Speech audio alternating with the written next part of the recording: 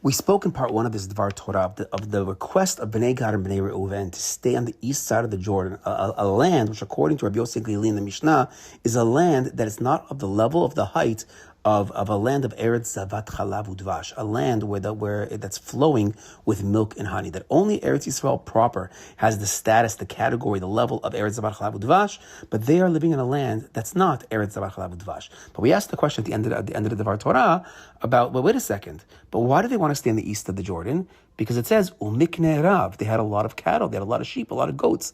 And what do goats and sheep, what do they symbolize? They symbolize milk. They symbolize halav. So what do you mean that, they said, there's all this grazing land, it's so good on the east of the Jordan. So it seems to be that there is a lot of milk, there's a lot of halav on the east of the Jordan. So how could we say it's not a land of eretz, zavar, halav, udevash? It seems to be a land of halav. So lanut dati, what I want to focus on this Dvar Torah is that I think that Bnei Gad and Bnei Reuven, they really were blessed with halav, and they really were settling in a land of halav. But they were not settling in a land of udevash. The real issue was the east of the Jordan lacked udevash, and they lacked a desire for udevash. So B'ezrat Hashem, what I want to do in this Dvar Torah is get a little deeper in what does halav symbolize, what does udevash symbolize, first off on the simple level, but also on the much deeper level to try to understand what was their mistake. What is this mistake of the Bnei Gad and Bnei Reuven not chasing after the udevash, not chasing after honey? Okay, so first off, when we think about bikurim, and what are the ikar bikurim? The bikurim come from the first fruits. They come from the sweet fruits, from the fruits of Israel. But classically, bikurim is normally seen as the tamarim, as the dates, or maybe the tamarim and the te'ena and the fig. It's the tamar and the te'ena. Those are the sweetest of the fruits. The udevash that comes from the Shivat Aminim, that's the symbol of the bikurim themselves. So if they're not chasing after udevash, so they lose out on the mitzvah of the udevash. They lose out on the mitzvah of bringing those first fruits, those sweet fruits, up to Yerushalayim. Okay, but let's try to get a little bit deeper. First off, udevash and halav. There's a bit of a machloket what these actually are technically, or actually. The most popular approach is that halav is cattle milk. Probably goat milk is the most common, goat, sheep, but cow milk can be included as well. And honey, udevash, corresponds to date honey from the tamar. But there are other opinions in the times already from the Tanaim that redefine this and expand maybe the definitions of halav and udevash. Meaning there's a powerful Gemara that speaks not of date honey, but of fig honey. Says the Gemara in Ketubot, beautiful deep Gemara, says the Gemara in Ketubot, Kuf Yud Aleph Amud Bet, Rami Bar Yechezkel Ikla Lebei the Bnei Brak. Rami Bar Yechezkel comes to Bnei Brak. From this Gemara, some of the commentators on the Haggadah said this is why everybody went to Rabbi Akiva in Bnei Brak, because there's miraculous stuff happening here in Bnei Brak. So what happened in Bnei Brak? Hazanu lahanau ize. He saw these certain goats. The ka'achlin tute te'ene and the kanatev duvsha mite'ene.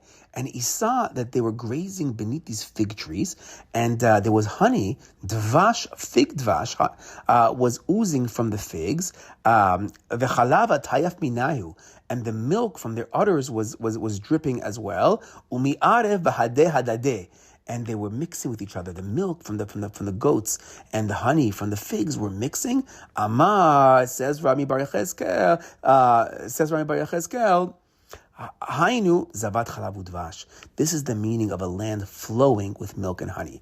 So on one level, that special level of zavat halav udevash might be specifically the zavat, the flowing. Maybe a different answer to my question is maybe Bnei Gad and Bnei Reuven, maybe they had miknei rav, maybe they were in a land of halav, but a lot of grazing space, a place of milk. But is it really a place of zavat halav? Is the milk actually flowing? Is it the same level of milk as is coming out of the udders of these goats in Bnei Brak? The Maharsha actually learns in this Gemara. He says, what's the Gemara really teaching us? He's explaining what the pasuk says that Israel is a land of zavat halav udvash, as opposed to saying zavat halav uzavat devash. He says, why does it say the word zavat, flowing, only once? It could have said it's a land flowing with milk and a land flowing with honey. Why does it say a land flowing with milk and honey? To tell you that the milk and honey are flowing and intermixing together. There's a mixing of the two. That's what's not taking place on the east of the Jordan. We're not mixing the devash with the halav. It's maybe only halav, maybe not even halav. Maybe that's not even called flowing. But even if there is halav there, it's not zavat halav udevash. It's not the intermixing of the two. There's actually a very deep mystical Ben Ish Chai that notes that the goats would eat the fig leaves, and that contributed to their great milk. Where did all this milk come from? They would eat the fig leaves. Says the Ben Yehoyada Nekmara.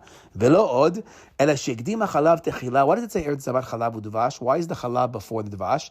The eat be rabuta tfei Because the bigger chidush here, kimin ha'alin shemotzia aretz kol kach yotzeh chalav benachal shotef. He says that it's from these leaves that the milk becomes so great. Where does this oozing milk, this dripping milk come from? It comes from the leaves. V'nimsa lefi zeh bracha shel udevash v'bracha shel halav nitkaimu shnehem b'te'ena. The bracha of the milk and the bracha of the honey, they both come from the figs. Why? Ki ribuy halav yotzeh mikoach alin shel te'ena. Because the milk comes from the leaves of the fig tree that the goats are eating. And the honey is coming from the fruits of the fig. This is a siman tov. It's a good sign for the Jewish people. And this is going to be a way for them to fix the sin of Adam Harishon. We have the famous opinion that the sin of the etzadat, that the etzadat itself, one of the approaches is that it was a fig tree. As the Gemara in Brachot tells us, that the thing that they sinned with, they then tried to fix themselves with it. They covered themselves up with the fig leaves. But now we're saying as well that the fig leaves and the figs themselves, the juice, the fruit, the etzadat, both the alim, both the tree and the fruit, the etz and the pri, the whole thing together, a massive tikkun is taking place. That really eretz, zavat, halav, udevash is referring to the fig itself. And within the fig, we have ourselves the milk coming from the leaves of the fig and the honey coming from the actual fruit itself. This is the massive tikkun of etzadat. Wow, Eretz Yisrael is unbelievable. We fixed the sin of Adam and Chava. Okay. So here we have a Gemara, though, that expands dvash to not only be date honey, but now we can expand it to fig honey. And maybe even according to Ben Ish Chai, the fig itself is the ikar, because that's taking us back to etzadat. Okay. In the Mechilot of Rav Shimon Bar Yochai, in that midrash, there they have a whole machloket. It's a machloket between Rabbi Eliezer, who says, now let's talk about the halav part. He says that halav is halav haperot. It's halav of the fruit. It's some kind of, I don't know, the milk of the fruit, or maybe the fats of the fruit. The chalev, you can learn it also as well. But it's the good stuff that comes out of the fruit. Where Rabbi Akiva says halav mamash. So Rabbi Akiva is the one that says we're talking about actual milk, means goat milk or cow milk or sheep milk. But Rabbi Eliezer says, no, halav relates to fruit.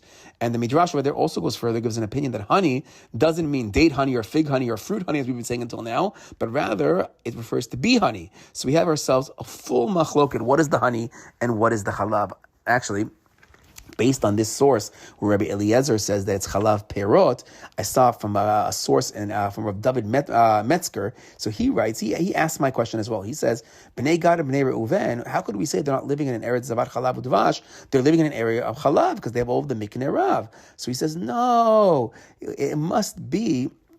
The Rabbi Yossi Aglili says they don't live in an area of zavat halav udevash because he learns that halav is the way Rabbi Eliezer understands halav, that it's halav perot, and just like there's no dvash on that side, there's no perot on that side. I'm adding in, meaning it's not the area of the produce, it's the area of the animal milk, of the miknei rav. But that's not what milk means. Milk over here means halav of perot, and that doesn't apply to the east of the Jordan, and therefore, according to Yosef Glili, it's not eretz zavat halav udevash because he learns halav is referring to halav of perot, of fruit. Similarly, our son Rav Reuven Margoliot in his Sefer Hamikra B'Mesora, so he notes that throughout the Torah we have a coupling of gefen uteina. He brings many sources where wine and figs are brought together. So he wants to argue that dvash refers to the fig honey, as we saw from our Gemara. He has other sources as well, and he says that halav, based on Shir Shirim, based on other places, he says chalav, milk, is not referring to milk, but it's referring to white wine. Because gefen and te'ena come together. The white wine is the chalav, and he brings a bunch of other proofs. He gives another example from the spies, where the spies speak about Eretz Yisrael, and they call it's an Eretz zavat halav udevash, and they bring back all these fruits. They don't bring back any milk.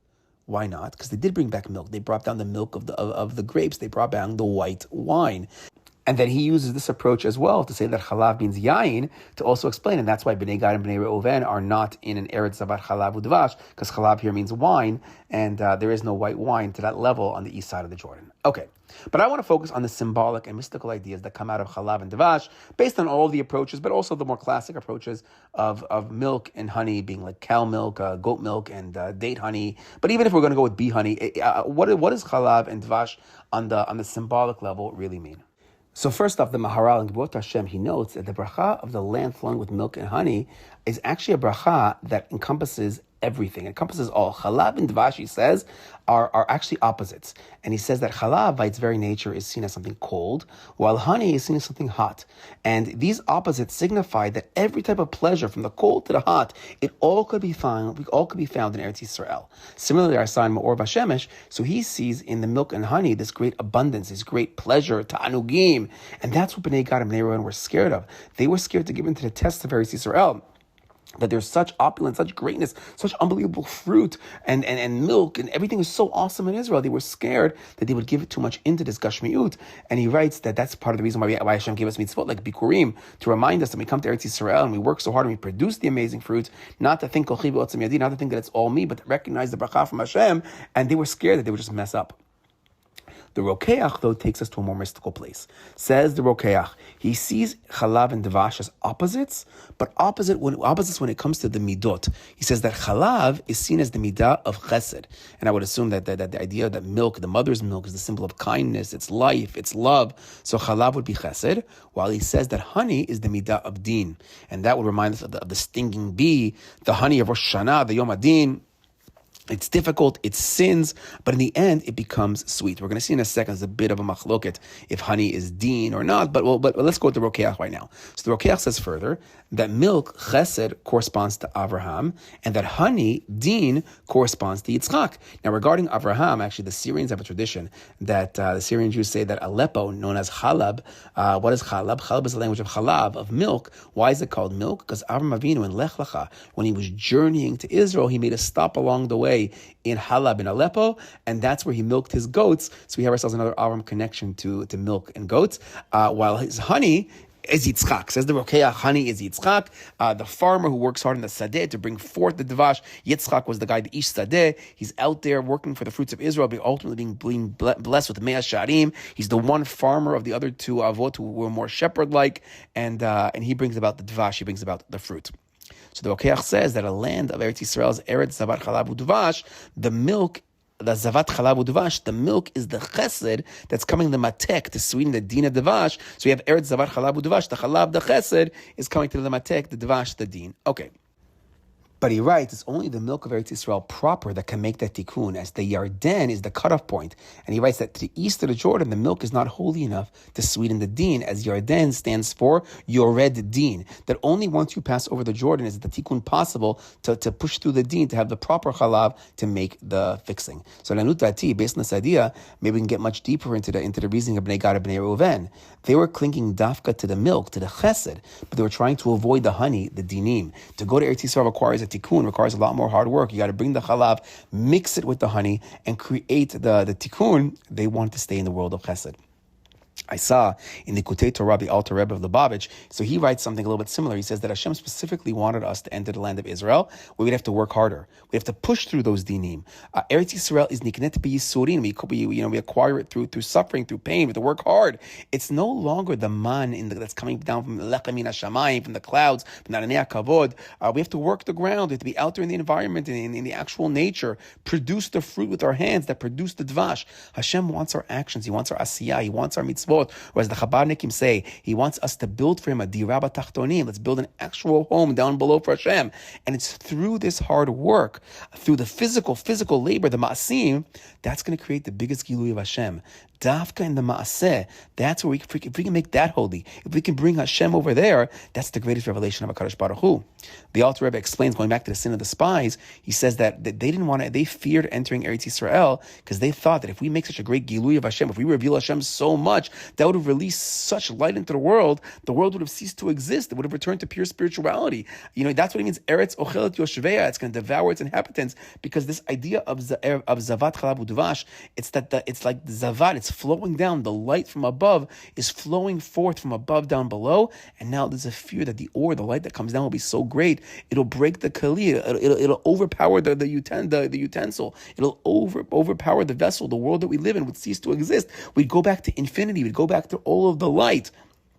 Rather, where do they want to stay, says the Alter Rebbe?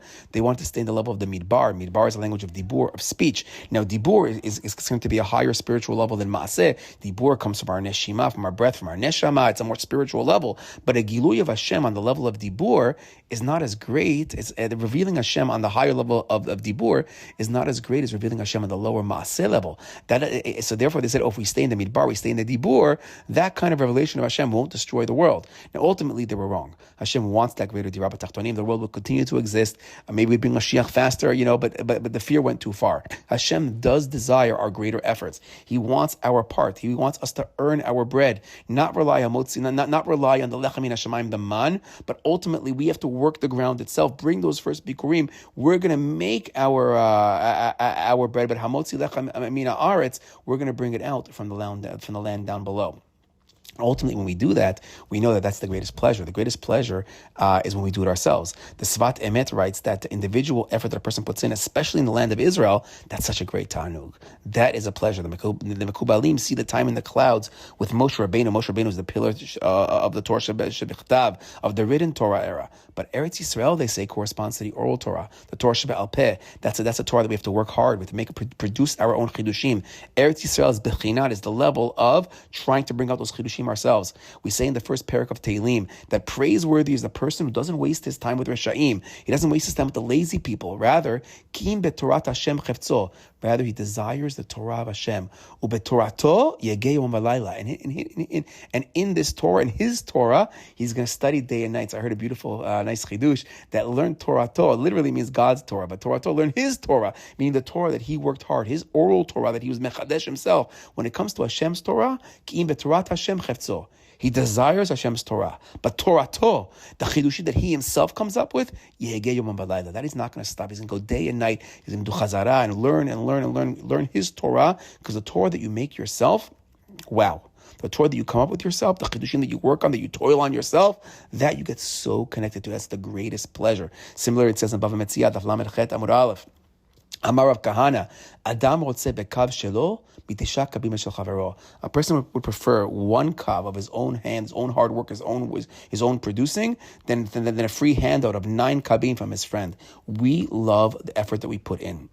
Similarly, I would like to add, based on an idea I saw in the Yismach Moshe, that if we take the Yismach Moshe a bit further, Hashem wants us to take that first step.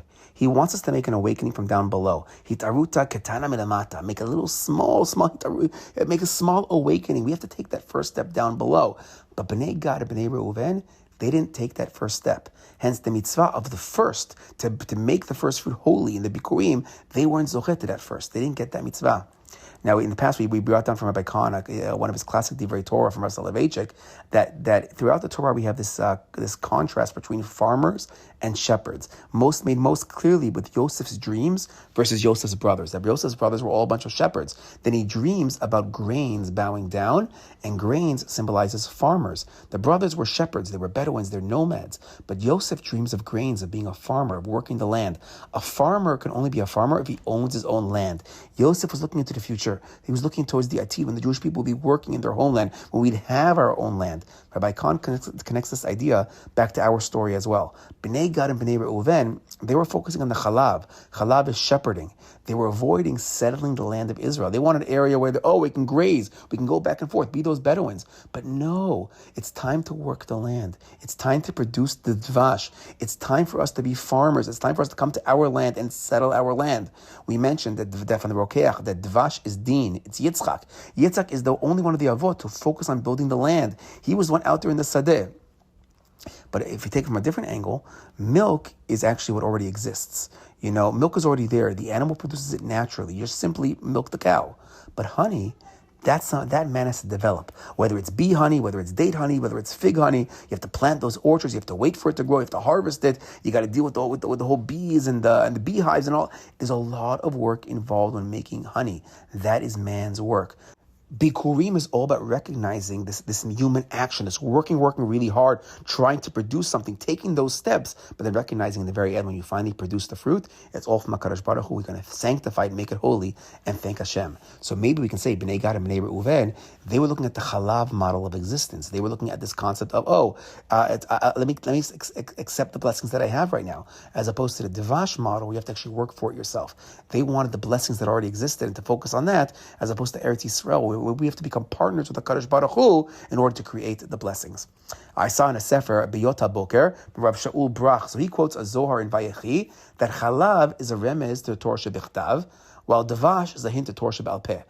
Now, this works very well with everything we've been saying until now. And I was thinking, okay, so if milk is Torah shebichtav, so that actually is nice because we know we have a holiday of milk, the holiday of Shavuot, which is the night where Moshe Rabbeinu, who's the symbol of Torah shebichtav, is getting the 10 Commandments. We have ourselves the Luchot, we have the Torah shebichtav with the holiday of milk.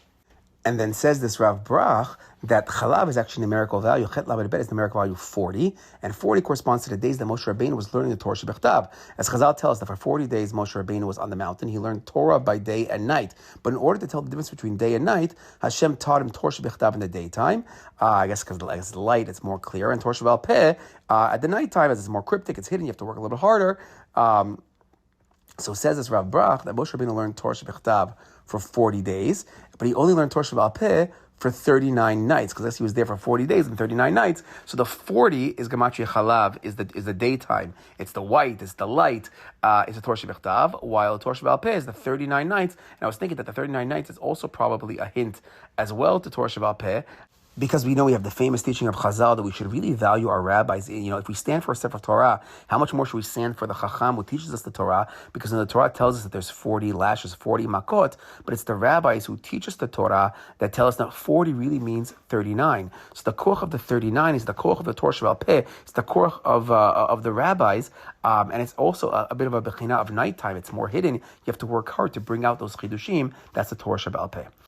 Now, if we go back to the Alter Rebbe, this is in Torah Or, he explains, Hine mitev hadvash hu la'amid hadavar nitman betocho. He says that udevash acts like a preservative. Shitkayem hadavar yamim rabim me'od bilti yukukal kalal. If you put something in honey, honey can keep it the exact same. It'll preserve it. Actually, he goes on further and he writes that Chazal teaches that when you put something in honey, eventually it will become honey. The udevash is so powerful, not only does it keep it in the same state, but eventually it will turn it into honey, meaning even something bitter will become sweet.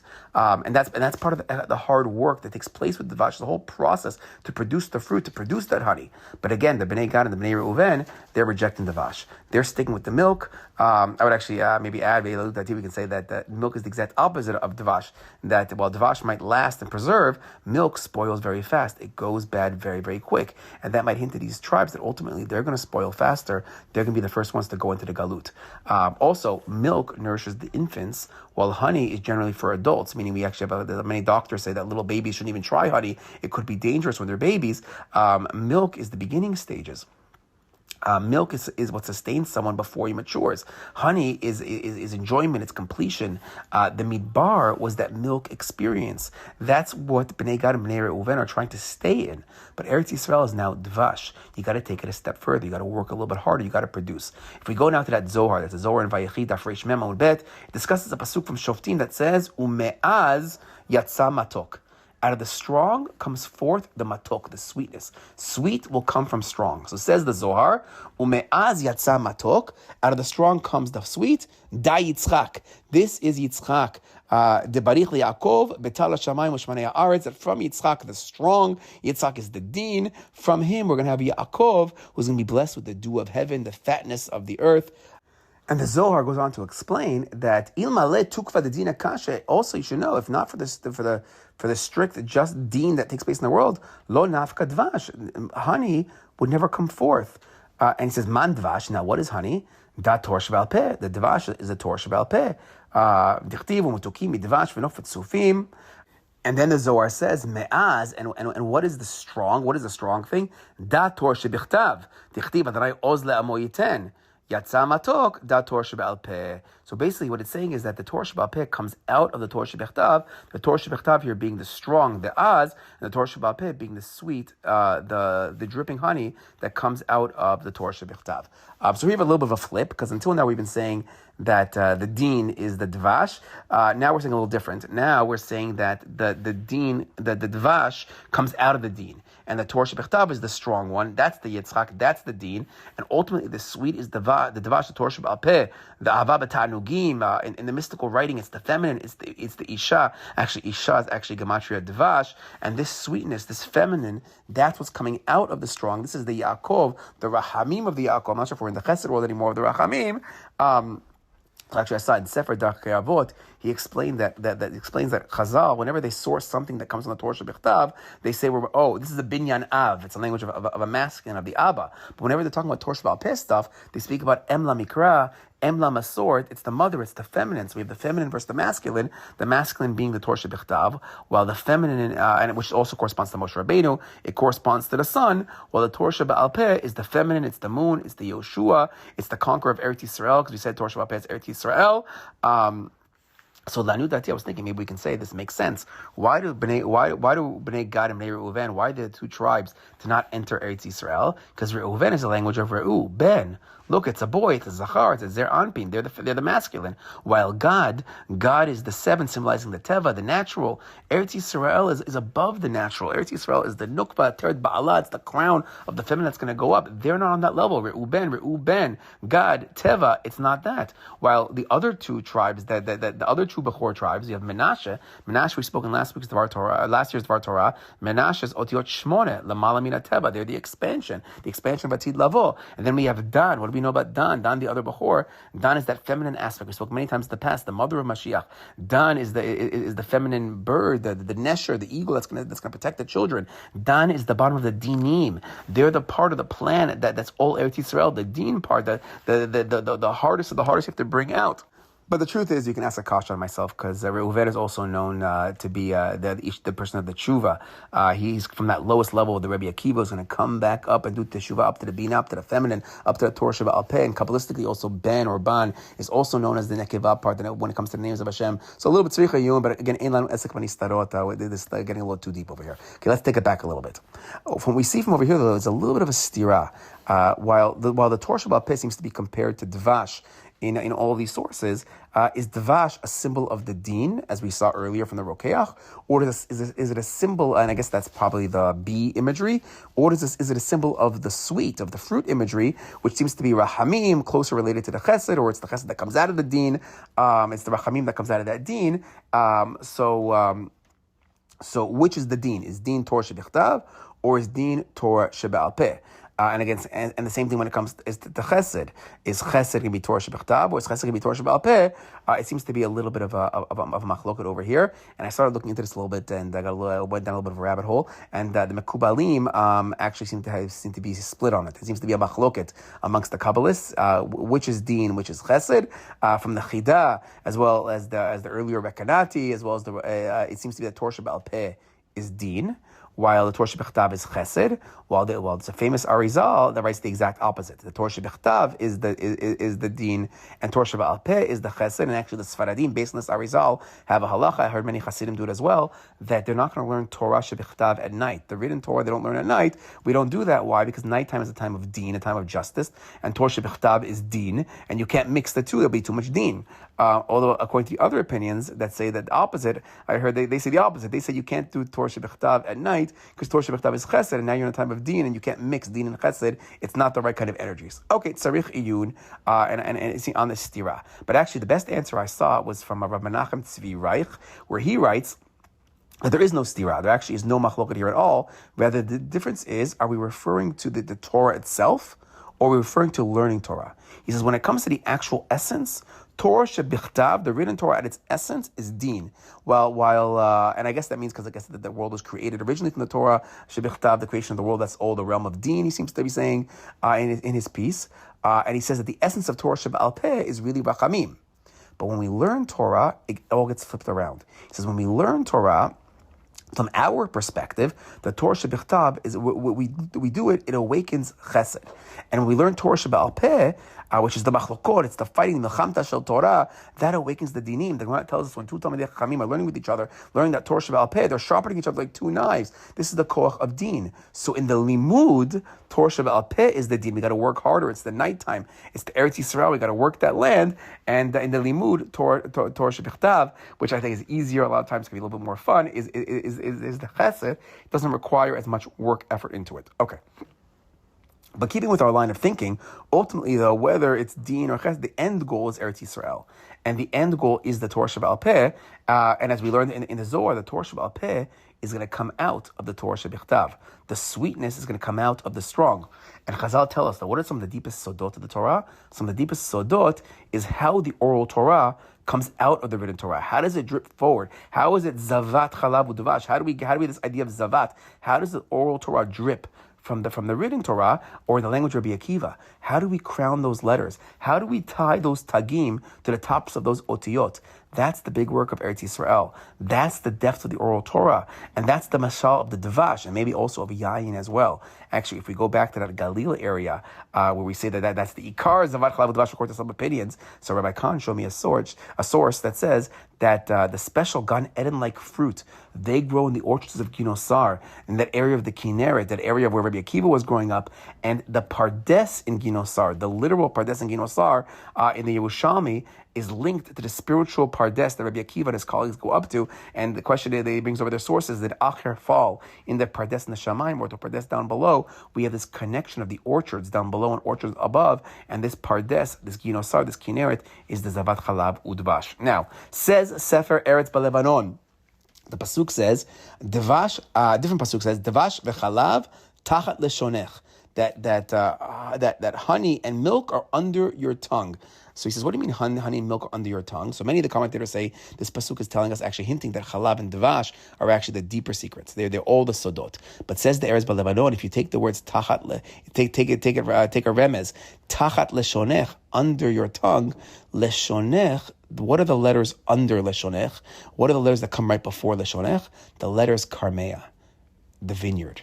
Under the halav and dvash, under the milk and honey, under the written and oral Torah, you want to get to the real shlemut, you want to get to the real levels, you need the Talmidei Chachamim learning in the kerem, the karmea. What's the kerem? The kerem beyavne. What's the kerem? It's the Beit Midrash. It's a mashal to the Beit Midrash, to learning in the vineyard, to drinking from the wine. Ultimately, you're going to learn the written Torah, the oral Torah. You're going to put the halav and the dvash under your tongue. Eventually, you're going to get to the kerem. You're going to get to the wine. You get to the sodot, yain, gematria, sod.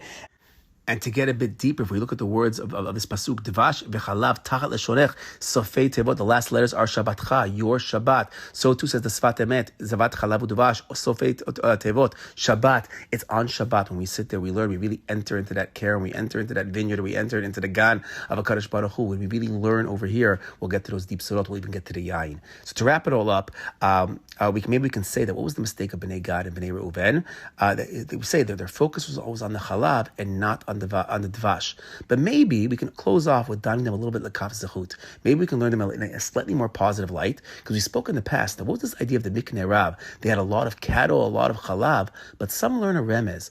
Mikneh rav, they learn Rav as rabbi.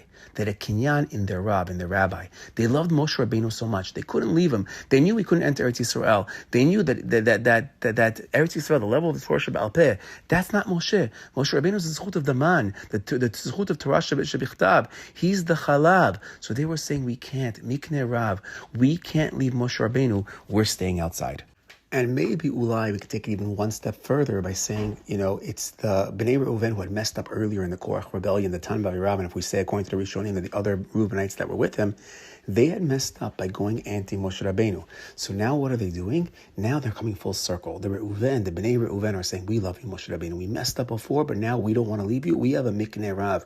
And in that first pasuk of Mikneh Rav, that's one of the fewer places where Bnei Reuven is written before Bnei Gad. When in the next pasuk, when Bnei Gad speak to Moshe Rabbeinu, they're the first to speak, Reuven is second. But in the concept of Mikneh Rav, in the concept of loving their rabbi, of making a tikkun, and really coming to this level where they never want to leave Moshe Rabbeinu ever again, Bnei Reuven's tikkun right now is Moshe, we're staying with you. Shabbat Shalom.